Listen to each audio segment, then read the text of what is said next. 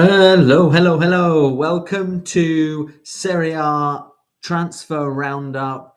And this is for all you Serie A fans. If you're a fan of Juventus, Hellas Verona, if you're a fan of Roma, Genoa, or even Calgary, this is the place to be to know about all the transfers that happened in January 2022.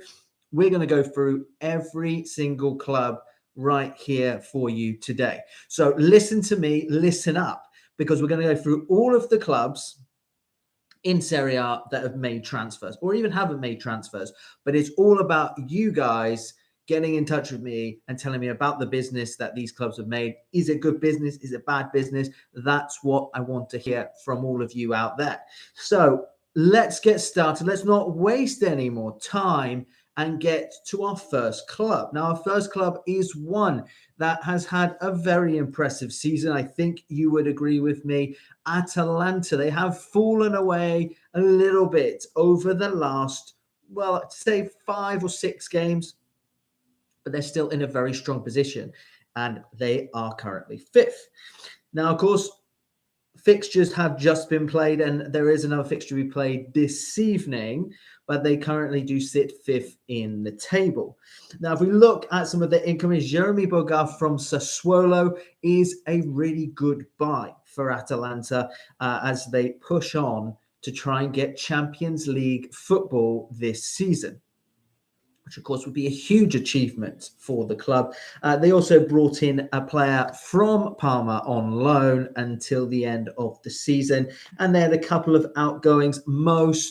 I say probably the most noticeable one there is Robin Gosens to Inter Milan.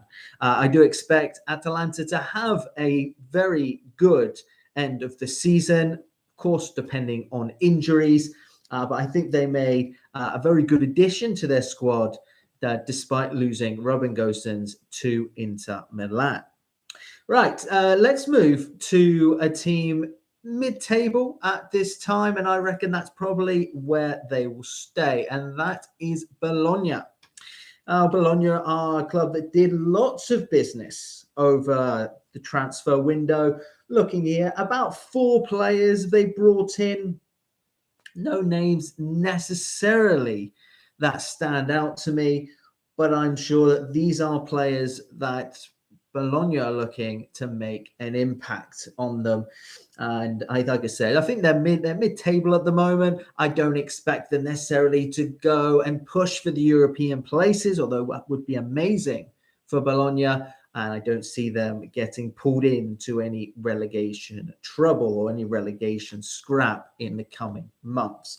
So they sold around, we're looking at 5 players, I believe, in total. One for £5.2 million, which, of course, for Bologna is a lot of money. It's a lot of money for these clubs. So that's Bologna. Calgary, a team that's really in trouble and in danger of going down. In spite of their fantastic victory over Atalanta at the weekend, Calgary are a team that I think they needed to make additions, and they did make additions to the squad. They brought in Lovato from Atalanta on loan until the end of the season. They also brought in a player from Sassuolo and also Torino for an undisclosed fee. So they did some really good business. They did lose Diego Godin, as in he was released. Diego Farias also into Benevento. So there were some outgoings, and Calgary are in a very precarious position as it stands. They are just outside of the relegation zone. Do they have enough to stay up? Only time will tell, as you know, as we all know. And yeah, we will see with Calgary. I think they're a team that can blow hot and cold. And I do think Matteo Lovato especially could really make a difference going into the final stages of this season. So yeah, keep an eye on that one, Calgary fans. Let me know if you are happy with these January signings. Definitely a hit for me for Calgary for January 2022. If we look at Empoli have had a good season up to this point. They had a couple of outgoings and one incoming on loan from Fiorentina. And I don't see Empoli again probably doing anything too dramatic until the end of the season. I'd be amazed if they were to push up into those European places again, just like Bologna. That would be a fantastic achievement. But realistically, I think they would be satisfied with mid-table. And yes, we'll just have to see how this new signing Marco Benassi from Fiorentina gets on for Empoli. Right, Fiorentina. Now, if you're a follower of European football and especially Serie A, you know that the biggest outgoing for Fiorentina was, of course, Dusan Vlahovic. Vlahovic performed incredibly well for Fiorentina this season and has boosted them up to a very respectable 8th position in the league. But Fiorentina evidently sold their prize asset to Juventus for over £60 million. A huge deal for Fiorentina, which does leave them a little bit light up front, even though they did make the signing of Arthur Cabral from Basel. A player that is proven in the Swiss league, but in Serie A, it's, as you know, it's an entirely different matter. Serie A is, of course, a step up from the Swiss league. So I'm really intrigued to see how Cabral will get on. I do think they'll miss Dusan Vlahovic. I think any team would. And any team having him, in this case Juventus, are certainly going to reap the rewards. So they had quite a few outgoings as well. Like I said, Dusan Vlahovic is the most noticeable, but they also sold Jonathan Ikone to Lille for 13 million.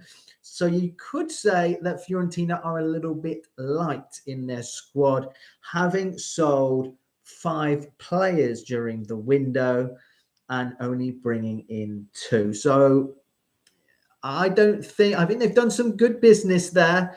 As in, I think getting Dusan Vlahovic sold to Juventus for 62.5 million, I think is great business. However, if you don't replace that with a proven goal scorer, then I don't see Fiorentina getting anywhere near there or staying near the European places. They could even drop down a little bit. So yeah, we will certainly see with that one with Fiorentina. And that moves us to another club, just like Calgary, who is in deep relegation trouble. Now, when I say in deep relegation trouble, I'm not kidding you. I'm not kidding you. You Serie A fans would know 1 win all season for Genoa. 1 win, that's it. No more than that. And it's extraordinary that they still find themselves within touching distance of getting out of trouble. They are 6 points from safety. So maybe I'm being a little bit too kind to Genoa. I don't know. But I'd like to say that Genoa still have a chance. They still have a small chance. And what they did to give themselves a chance, they brought in loads of players. 1, 2, 3, 4, 5, 6, 7, 8 players. 8 players. Quite a few permanent signings in there. Quite a few unknown players. So we have a player that came from Sturm Graz for 6 million and from Young Boys for 4.2 million. So there's some really interesting business there. And you can tell that Genoa are trying to pull out all the stops to stay in Serie A this season. But it's a tall mountain to climb. Can they do it?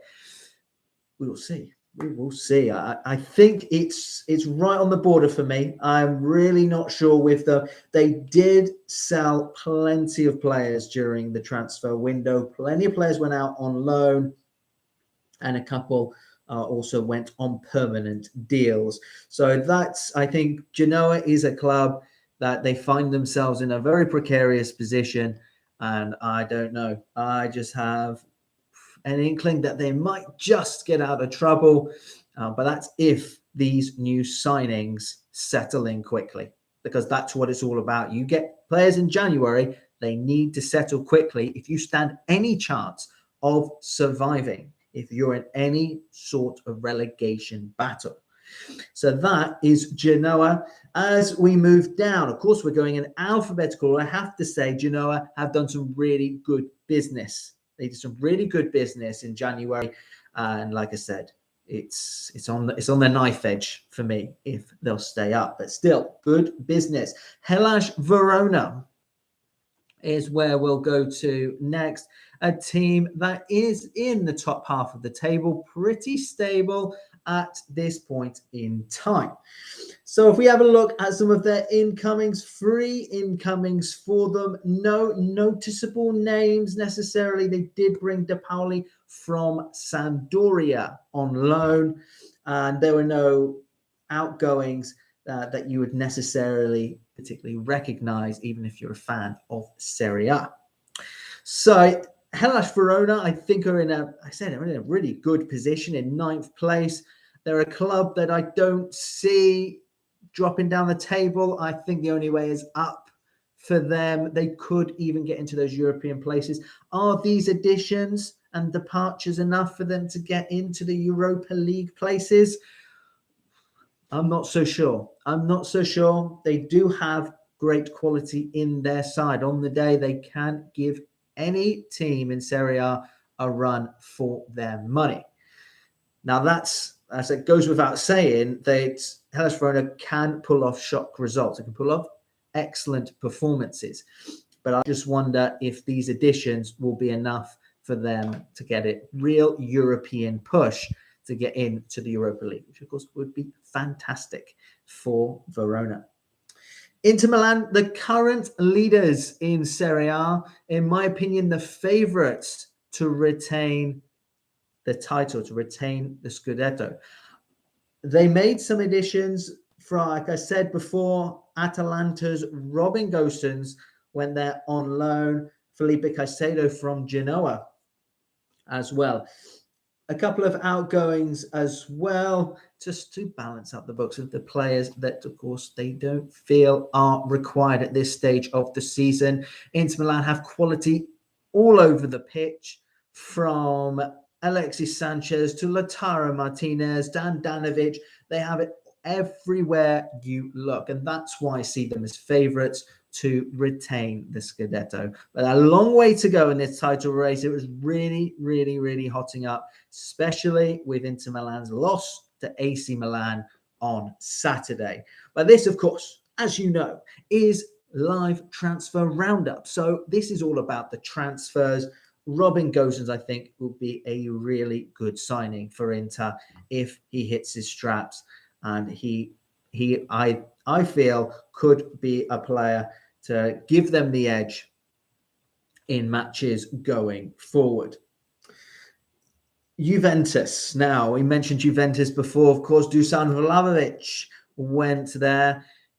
He is not the only addition to Juventus' squad. Denis Zakaria, who made his debut last night, also produced a great goal, as well as Dusan Vlahovic, who got on the score sheet. So 2 debut goals from their January transfer signings. And they also brought in a player, Gatti, from Frosinone, I think that's right, Frosinone, for £7 million. So some really good business there for Juventus. They also sold Kulusevski. Well, they sent Kulusevski out on loan, and they sold Bentancur, both to Tottenham Hotspur. So some really good business there for Juventus, in my opinion. Hope you agree with me. Don't forget to write in the comments, who do you think has done the best business in January 2022 in Serie A? I believe Juventus does some really good business. Let me know in the comments if you agree with me. You should, because I am a big fan of Serie A. Just like you guys, I know what I'm talking about. Lazio is our next team. Any Lazio fans out there, don't forget to write in the comments. Lots of outgoings for Lazio in the transfer window and free incomings. This is a club that find themselves in the European places, and I certainly think are a contender to finish in a Europa League spot. And like I said, they're in a really good position already. They have quality all throughout the side. They impressed at the weekend with a 3-0 victory away against Fiorentina. I was most certainly impressed, especially with Milinkovic-Savic. He is a player of immense quality. So they added 3 players during the transfer window. No player of particular note. Was it 2 additions and 1 came back from a loan, but nothing I'd say really noticeable or notable to speak of from a Lazio point of view. However, like I said, they're in a great position to kick on and perhaps even fight for a Champions League spot. AC Milan. Now, AC Milan had a tremendous victory on Saturday, but they didn't do much business. They brought in only 1 player, Red Star Belgrade's Lazetic, from for 3.3 million. A decent deal, not a player that will be known to many clubs, maybe around Europe, to many fans around Europe. But I really do think he will add to AC Milan's already brilliantly talented squad. There were a couple of outgoings, but again, none really of note to speak of. So yeah, Milan, I think, will compete for the title all the way till the end, but I don't think they'll quite get over the line. I still see Inter Milan as favourites. Of course, anything can happen in a title race. Could be an injury. It could be a VAR call. It could be a referee's call. It could go in any direction.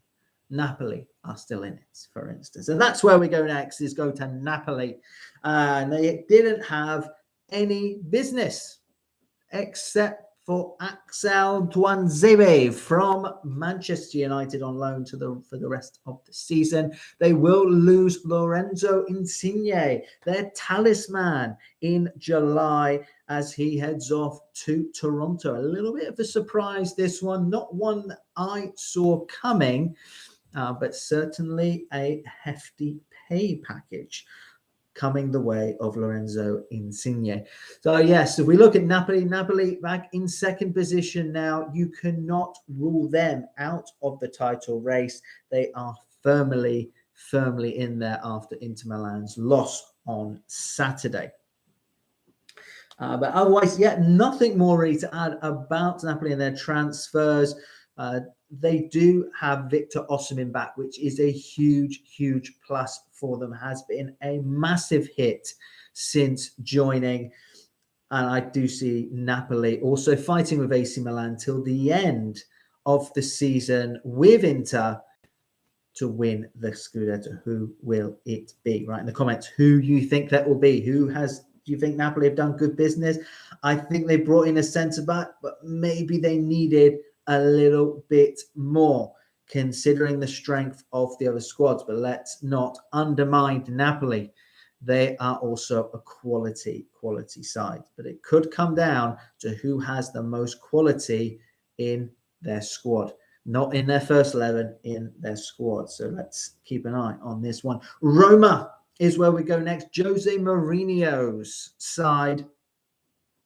And they brought in a player. They brought in Ainsley Maitland-Niles from Arsenal until the end of the season. An interesting buy from Jose Mourinho, a player that was a bit frozen out at Arsenal. And I have no doubt he will perform well for Roma if given the right opportunities and given minutes on the pitch. And Jose Mourinho could be that manager that Ainsley Maitland-Niles really shines for. Roma did get rid of Borja Mayoral to Getafe, and they also got rid of Gonzalo Villa also to Getafe. So quite a few outgoings.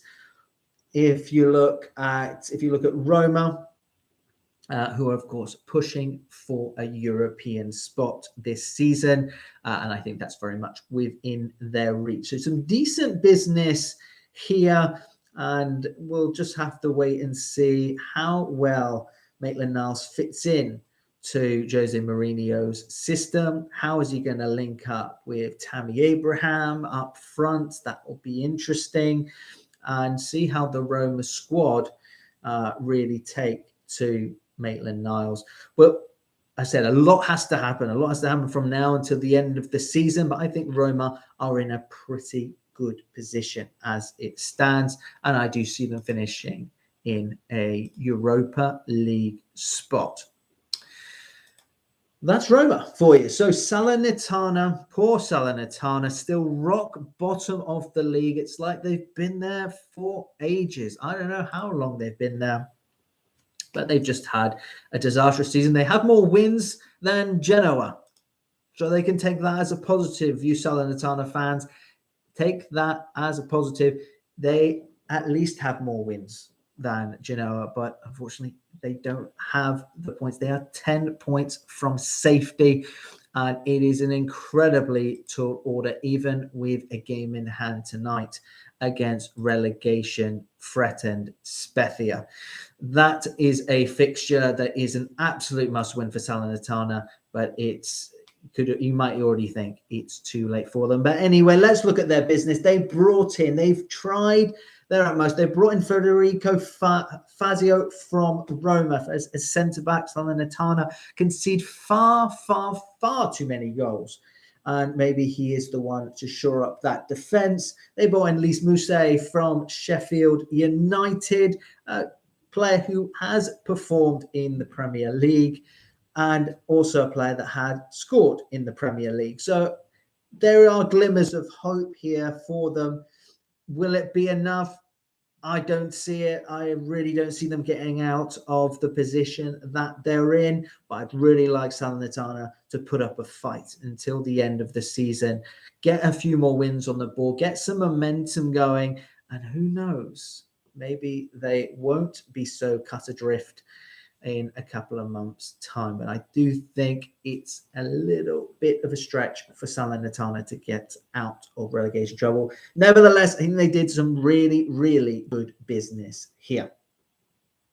Sampdoria. Now, Sampdoria, off the back of a great win yesterday against Sassuolo, find themselves in 16th position. So they're also not entirely clear of the relegation zone, but they are now 5 points clear of it. So it was a really important win for Sampdoria yesterday. In regards to their transfer business, they brought in 6 players to try and get them as far up the table as possible. Just looking at some of these players, Stefano Sensi from Inter Milan on loan is one that particularly stands out to me.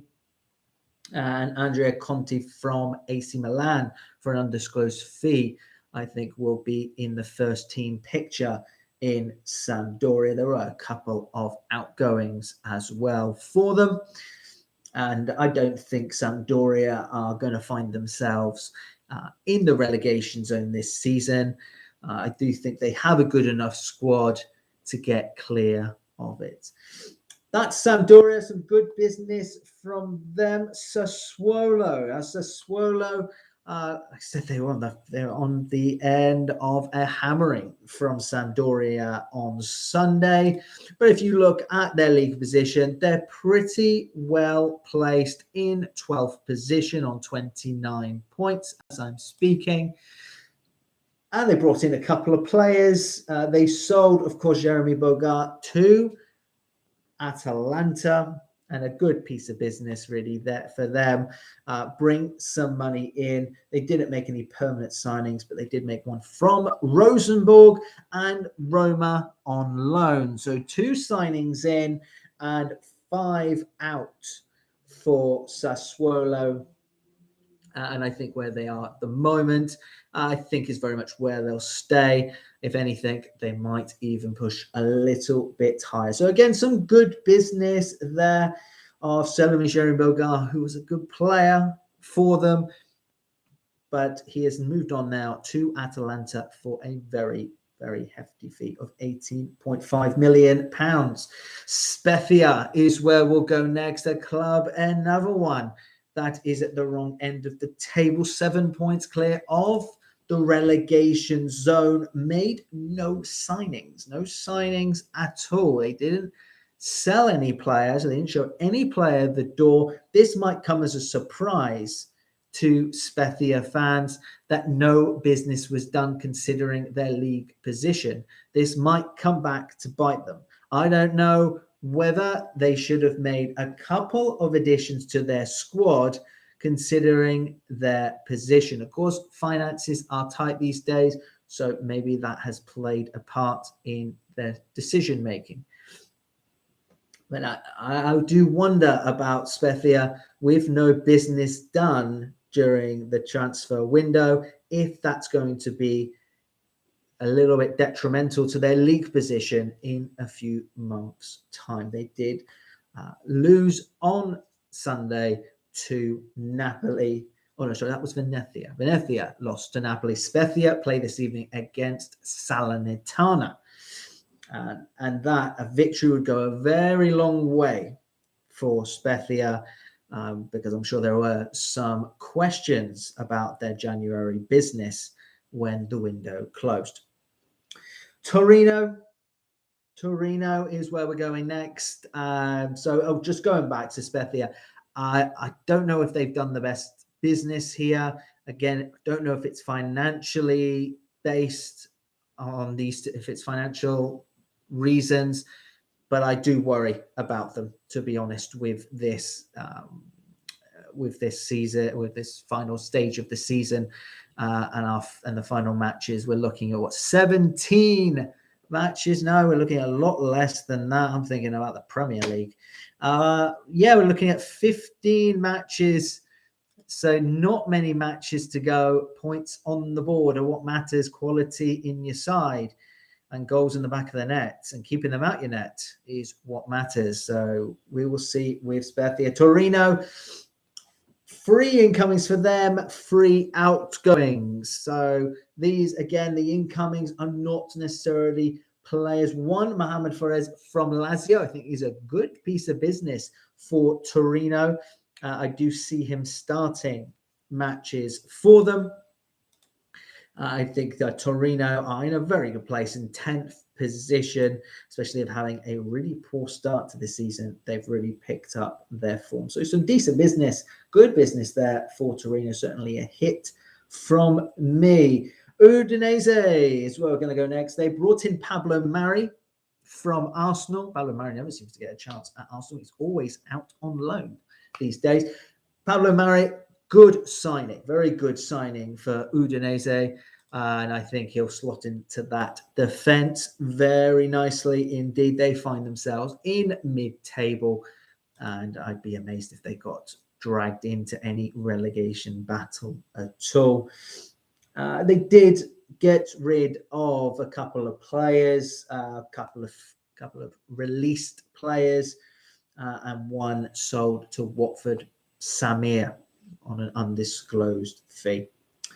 And finally, Venezia, who make up the bottom 3, who are 18th on 18 points, 2 points clear, 2 points from safety. And they did plenty of business. They had to do business. They did business, and you can't fault them for that. Will this be enough for them? I think it could be. But results have to go their way. Players need to stay fit for them. They brought in Michael Cousins from Bayern Munich for $3.5 million. They brought in former Man United star Nani, although a lot older than he used to be, but an experienced professional. So some decent signings here. Decent signings from Venezia. They did get rid of quite a few players in the meantime. And I think this one will also go down to the wire of who goes down this season. Genoa have given themselves a chance. Venezia have given themselves a chance. And I think the teams above them, such as Calgary, Sampdoria, and Spezia, will find themselves looking over their shoulders. So that is a really intriguing one to watch. Anyway, Venezia, good business for them. Right. My favorite, well, in my opinion, the best signing of the January transfer window in this, I suppose, in this particular league has to be Dusan Vlahovic. I think Dusan Vlahovic is someone that I look at, and clearly I think he'll make an impact. He'll make an impact and he'll do a great job with that. That's it for Serie A football roundup for the transfers of January 2022. See you soon. Bye.